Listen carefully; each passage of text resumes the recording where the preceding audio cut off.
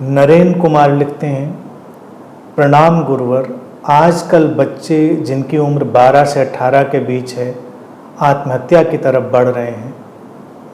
बड़ों का भी यही कहना है कि आजकल बच्चों को जरा सा भी कुछ कह नहीं सकते, पता नहीं क्या कर लें। पहले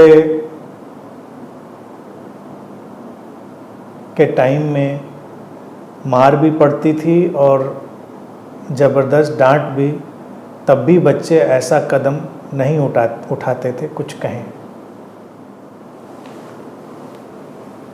नरेन, ये समस्या है आइडेंटिटी क्राइसिस की। ये समस्या है स्यूडो ईगो के पैदा करके उसको हैंडल ना कर पाने की। पहले के बच्चे जो लिखा है कि ऐसा नहीं करते थे, डांट भी खा लेते थे, पिट भी लेते थे, सब कर लेते थे और सब चलती रहती थी ज़िंदगी। तो पहले के बच्चों का हम ईगो भी इतना क्रिस्टलाइज नहीं करते थे। आज हम बच्चों पर पूरा दांव लगा देते हैं। जैसे पहले तो 4-5 बच्चे पैदा हो जाते थे घरों में, 2-3 हो जाते थे, सब अपने अपने ढंग से पल बढ़ जाते थे, खा पी लेते थे, मस्त रहते थे। अब लोग एक बच्चा पैदा करेंगे या हद से हद 2 कर लिया। अब एक बच्चे के ऊपर पूरा फोकस, 2 हुए तो उनके ऊपर पूरा फोकस। बच्चों को चैन की सांस भी नहीं आती, क्योंकि हम पूरा अपना ईगो स्ट्रक्चर, अपनी आइडेंटिटी उनके ऊपर थोपने में लग जाते हैं। उनको कुछ महान बनाने में हम लग जाते हैं कि इसके जैसा कभी कोई पैदा नहीं हुआ, ये दुनिया में कुछ नायाब नमूना आया है। अब बच्चा तो बच्चा है, पेरेंट्स जब इस कदर उसके ऊपर हावी होते हैं, उसको स्पेशल एहसास कराते हैं, तो उसको भी लगने लगता है कि मैं भी शायद कुछ स्पेशल हूँ और मेरे जैसा दुनिया में कोई नहीं है और मेरे माँ बाप जैसा भी कोई नहीं। बच्चे भी देखिए, अगर माँ बाप के बारे में पूछिए ऐसे बच्चों से तो वो भी कहते हैं कि मेरे माँ बाप वर्ल्ड में सर्वश्रेष्ठ हैं, दुनिया में प्रेम में तो सब लगता है अच्छा है भाई, अपने माँ बाप तो अच्छे लगते हैं, लेकिन दुनिया में सर्वश्रेष्ठ है ये कोई आंकड़े की तरह थोड़ी बात है। आपको अच्छे लग रहे हैं, काफ़ी बात है। आपको अपना बच्चा अच्छा लग रहा है, काफ़ी बात है। ये कोई तथ्य नहीं है कि वो सर्वश्रेष्ठ है। अब ये बच्चा जो इतने उससे पलता है, तो ये अपनी एक ऐसी फिक्शनल आइडेंटिटी पैदा कर लेता है कि मैं कुछ स्पेशल हूँ। और जब उस समाज में जाता है, दुनिया में जाता है, तो वहाँ उसको कोई स्पेशल मानने के लिए तैयार नहीं होता, क्योंकि वहाँ सब स्पेशल घूम रहे हैं। हर घर से एक नमूना निकला है नया, तो सब स्पेशल लोग टकराने लगते हैं। अब ये युद्ध शुरू हो जाता है, कौन स्पेशल है, कौन स्पेशल नहीं है।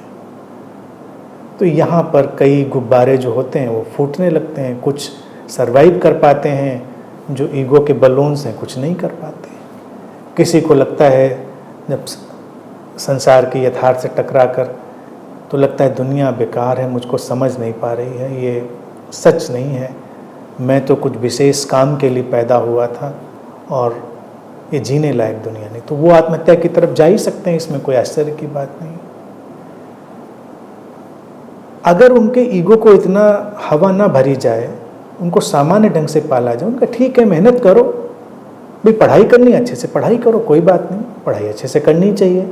कोई और क्रिएटिव काम करना अच्छे से करो, मेहनत से करो। ज़िंदगी में मेहनत होनी चाहिए, जीवन में गुणवत्ता होनी चाहिए, श्रेष्ठता होनी चाहिए।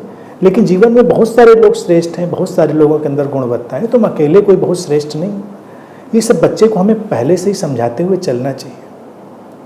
तुम भी उस विराट विश्व में एक हिस्सा हो, छोटा सा। तुम अपनी भूमिका निभाओ अच्छे से, दूसरे अपनी भूमिका निभाएंगे अच्छे से।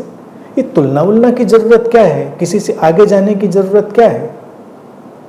तो ऐसे बच्चे नहीं जाएंगे आत्महत्या की तरफ। क्यों जाएंगे, वो तो अपनी जगह खुश होंगे ना। लेकिन हम ऐसे नहीं चाहते। अब बच्चों को कुछ कह नहीं सकते जो लिखा है, और कुछ कह दो तो आत्महत्या पे उतारू हो जाते हैं, इसलिए क्योंकि पहले हम ही ने उनको चने के झाड़ पे चढ़ाया है। और आज जब हम ही कह देते हैं क्या तुमने हालत बना रखी है, ये कोई ज़िंदगी है? तो बच्चे को बड़ा धक्का लगता है, क्योंकि हमने तो उसको करीब करीब ईश्वरीय बना दिया है, इतना उसको ईश्वरीय बना दिया है कि उसको कुछ सुनने की आदत ही नहीं रह गई है, उसको कोई आलोचना, कोई क्रिटिसिज्म सुनने की आदत ही नहीं रह गई है, तो वो झेल नहीं पाएगा।